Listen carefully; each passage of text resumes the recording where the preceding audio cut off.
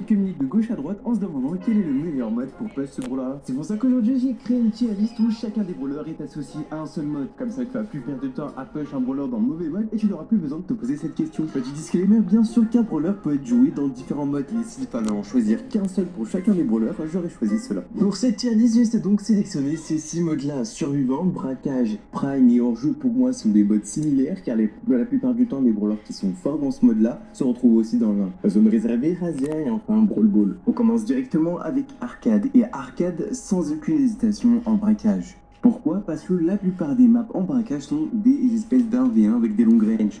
Arcade a une longue portée, il pourra facilement gagner ses 1v1.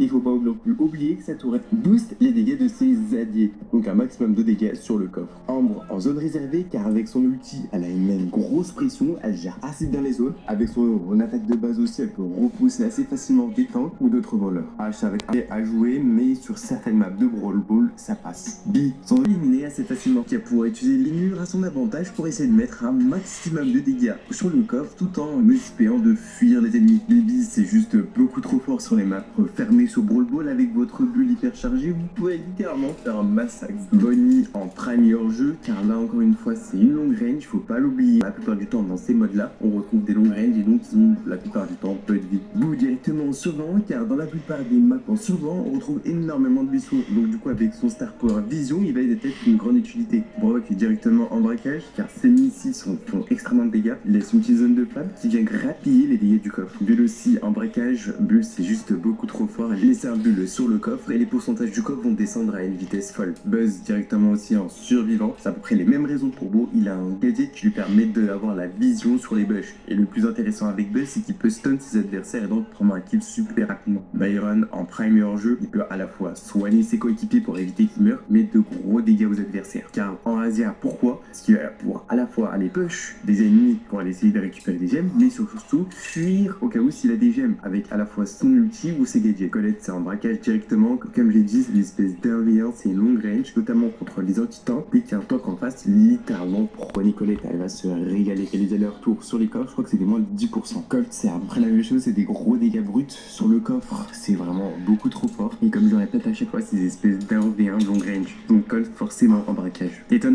en Brawl Ball, son ulti est juste beaucoup trop fort pour littéralement one shot des tanks au corps à corps bien sûr, et open la map avec votre gadget.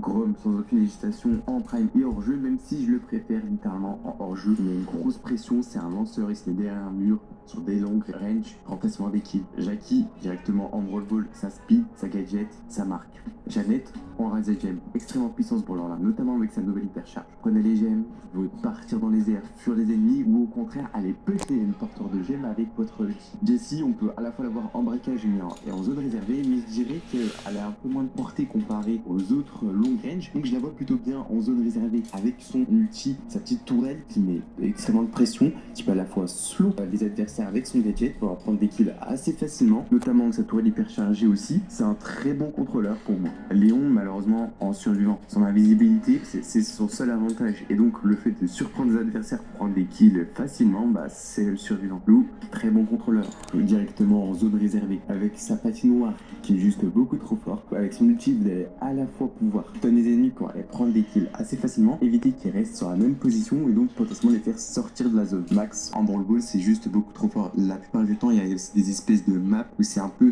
fermé, où il y a des espèces de murs indestructibles. Dynamite peut se mettre derrière ce mur là, prendre les kills sur les adversaires et surtout open les cages. Mortis vous commencez à connaître, c'est directement en Brawl Ball avec ses dash, 2-3 dash, un ulti et sa marque. Mr P en Razia Gem, plus la game va durer, plus Mr P va devenir un problème, car il va à la fois pouvoir poser sa tourelle, mais surtout avoir son hypercharge qui est juste beaucoup trop fort. Nani, c'est directement en prime et en jeu, mais attention sur des maps un peu plus ouvertes. Nita, comme Jessie, pour à peu près les mêmes raisons, je la mettrai aussi en zone réservée. C'est un peu plus simple de la monter, car son monstre met une grosse pression, et donc vous pouvez à la fois stun les ennemis avec votre gadget, ou les faire back. Otis, en prime et hors jeu, pour moi il est plus simple d'aller jouer ce brawler là là-bas. Il faut pas oublier qu'il a une longue range.